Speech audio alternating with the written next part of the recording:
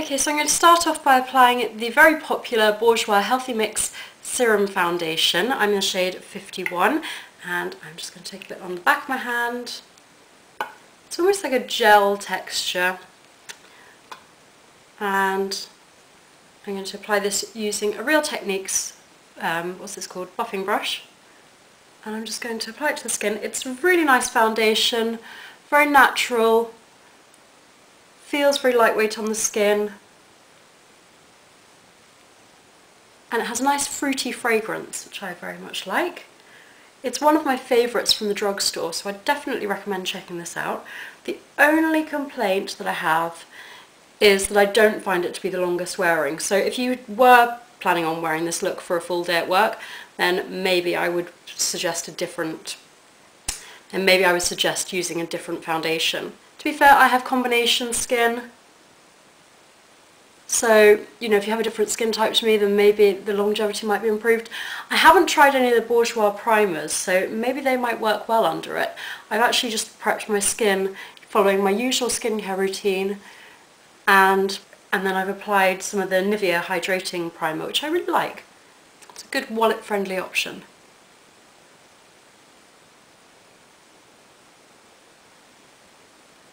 So as you can hopefully see, this gives a very nice natural, almost skin-like finish. It's extremely natural, looks light, feels light. It is buildable,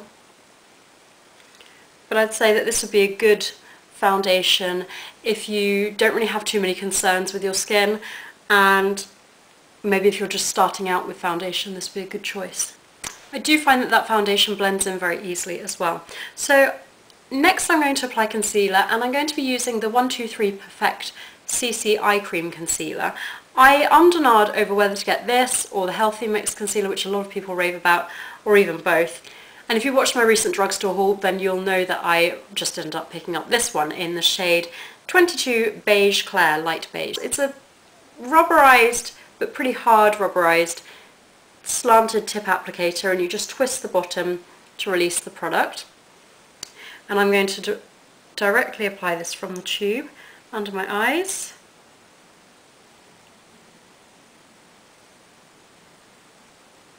Just where the shadows are at their worst. And then I'm just going to blend that in with my fingers. I must say that I found the foundation very easily blendable. And this is a nice liquid texture, which again is sort of sinking into the skin beautifully. It's not quite as opaque as my beloved Rimmel Wake Me Up, so I'm just going to apply a second layer. I think my neighbour's doing laundry or something, so if you can hear a weird vibration noise, that's what that is. And the final cream product that I'm going to apply is the cream blush in shade number 1. I really like this. It's got a mirror in the lid, and it's just a pretty peachy wearable shade. Nice and creamy. Again, just going to apply this with my fingers. It's almost like a cream to powder, which I like. Do you think that's a pretty colour? I don't know if that's showing on camera. Very natural and fresh. Really, really pretty. So I've applied that to the apples of my cheeks, and I've just taken it up, and I'm going to blend out around the edges just with what's left on my foundation brush, just to give it a nice seamless finish. Okay, now that I've finished applying all of the cream-based products to my face, I'm going to set that with a powder. And this is the Silk Edition Powder Compact Powder from Bourjois, obviously, and it's in the shade 53 Beige D'Or or Golden Beige. And it's in the shade 53 Golden Beige. I like the packaging of this. It's sleek. Okay, some people might think it looks a little bit cheap, but it's got this sort of rotating top, a little bit gimmicky, but there's a mirror in that lid, full-sized.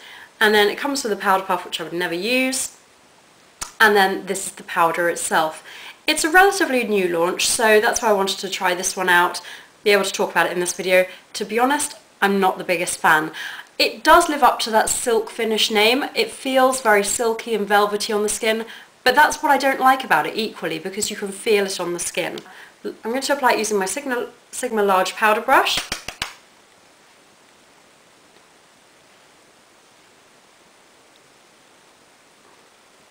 It's just quite a powdery finish, and I'm not the biggest fan. I'm just going to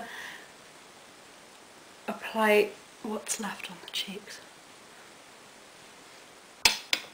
It almost feels quite old-fashioned in that you can feel it on the skin. I'm not the biggest fan, I wouldn't repurchase it, but I'm glad that I tried it because that means that I get to tell you guys all about it. It's not a bad powder, I just, as I said, I feel like you can tell it's on the skin. So if you are going to use this, go in with a light hand. It's not a bad powder, but it almost feels like a cream to powder, and that sort of powdery finish where you can feel it on the skin. So I'm not the biggest fan of it. It's not my favourite powder. It's not horrible, but nor is it my favourite. Next up, I'm going to contour and highlight my face, and I'm going to do this using the Bourjois Delice de Poudre Duo. This is the bronzing powder and highlighter, and this is the famous chocolate, and this is the famous chocolate bar one, but actually it's a duo, so not only are you getting the chocolate bronzer, which is extremely popular, but you're also getting this gorgeous, finely milled powder highlighter. It's a really nice soft powder, great packaging. I mean, it's just so cute, such a good idea, very affordable, quite often on offer as well. So I'm going to start off by applying the bronzer, and I'm just going to apply this as a contour. One of my friends, she looks like Frankie Sanford from the Saturdays, or from Frankie Bridges as she is now. She's got short hair, much like her, and she always has the best contour. And I asked her one day, what contour do you use? She uses this. It always looks really natural and gorgeous. Sometimes when you see this in the pan, I think, oh, is it going to be too orangey for a contour? But actually, it's extremely pretty on her, and I hope you can see, I mean, it's quite pigmented, that it is a really, really nice contour shade. Obviously, you could also use it as a bronzer. Many people do. But for this look, I just wanted to use it as a contour. And in case you were wondering, this is the Real Techniques contour brush that I'm applying it with. Take a little bit onto my hairline.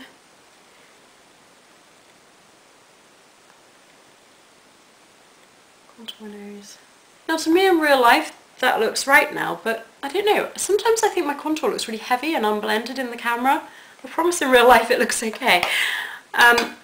For highlight, I'm going to be using the e.l.f. blush brush, which is terrible for blusher, but good as a highlight one. It's my friend Strawberry Blonde blogger recommended. And just going to take that onto the brush, onto the high points, my cheeks. I love this highlighter, it's so nice.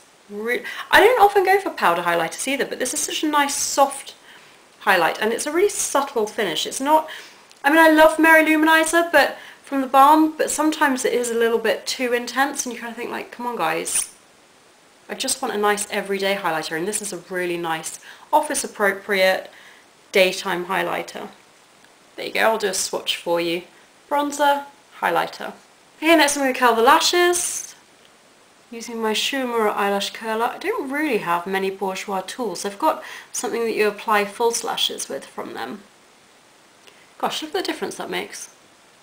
Shall I zoom in so you can see? I know this is kind of off topic. Okay, I'm going to just comb through my brows. Again, not using a Bourjois product on my brows. I'm just going to comb them through so that they're in place using a spoolie. I'm not going to do anything to them. For eyes, I'm going to be using one of the Smoky Stories quads. I've chosen number 5 called Good Nude, which is full of sort of taupey shades. And I thought this would work really well for an office appropriate look. But I also like these because they've got this pop in the middle, which is a glittery pop of colour. It reminds me very much of how Tom Ford lay out their quads, how Charlotte Tilbury lays out her quads as well. I don't like the packaging of these. I do like that the colour of the plastic reflects the colours on the inside, because I've got a few of these, and this was the one that I chose to feature today. But I would like it if they featured a mirror, because then I think it would be really good for desk to dance floor kind of things. So then you could apply the sort of more neutral shade, you could apply the more natural shades for day, pop this in your bag or desk drawer, and then top it up, maybe darken it up a little bit, and pop it up with a glitter shade for night time if you're going for drinks after work, which I think would be really nice if it had a mirror. Anyway, most people have mirrors at work. It's got a little applicator which I would never use, but nice that they include it. I'm going to be applying this using a MAC 217 brush, one of my favourite brushes. I'm going to start by applying the lightest shade all over the lid. Okay, so I don't have a Bourjois eyeshadow primer, so I've just primed my lids using the Too Faced Shadow Insurance. Now this shadow, I don't know if you can see, let me zoom in a little bit more. Now this shadow really reminds me in terms of colour of a powdered version of my beloved number 7 Cool Mink shade, which is a cream shadow that I really like. Next I'm going to take some of this medium brown. I'm just going to deepen up the edges and take that through the crease as well. It's almost like a soft smoky eye for day. In fact, maybe that's what I'll call this video. Then I'm just going to wipe off the excess from my brush and use a windscreen wiper motion to blend that all together, back and forth. Do you know what, just looking at that, I'm going to apply a little bit of the highlighter just underneath my brow, just to add a little bit of lift. Next I'm going to line my upper lash line using their Liner Stylo Ultra Black. I actually don't think this lives up to the Ultra Black name, but it is a very nice automatic pencil.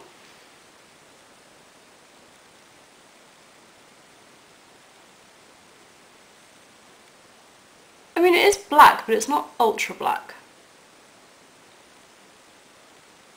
In fairness, I'm accustomed to the Too Faced Gel Effect one, which is extremely pigmented.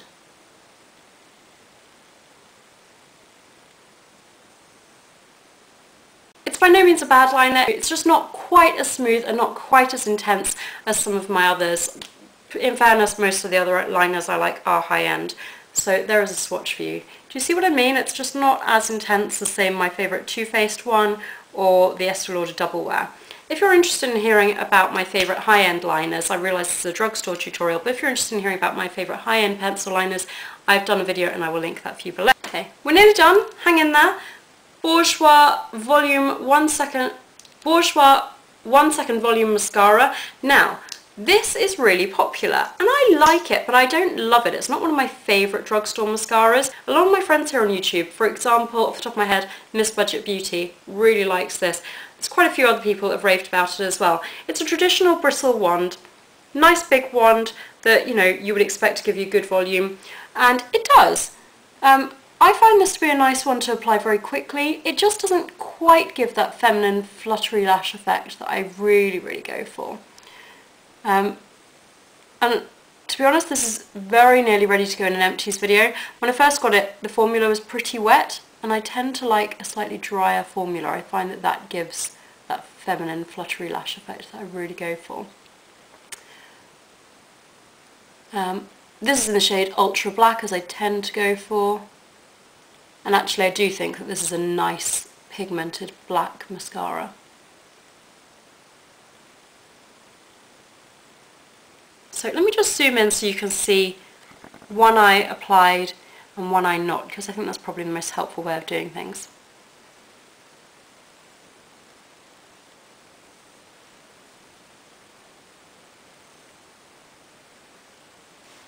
I have worn this mascara quite a few times for work, and what I like about it, this is going to sound a little bit silly, but I like that you can apply it really quickly. You know, some mascaras you really need to work with and sort of start separating the lashes or apply them in a certain way. This one you can apply really quickly, much like Maybelline Mega Plush. Also, it lasts really well on the lashes, doesn't clump, flake, smudge throughout the day, so I really do like this as an everyday work option, but it's not my favourite for, say, a night out. Finally, I'm going to finish up by applying one of the Rouge Edition lipsticks. This is the shade Pretty and Nude, and it really does live up to that name. It's a really pretty pinky nude, so it doesn't make me look dead, but it's a very nice wearable everyday option.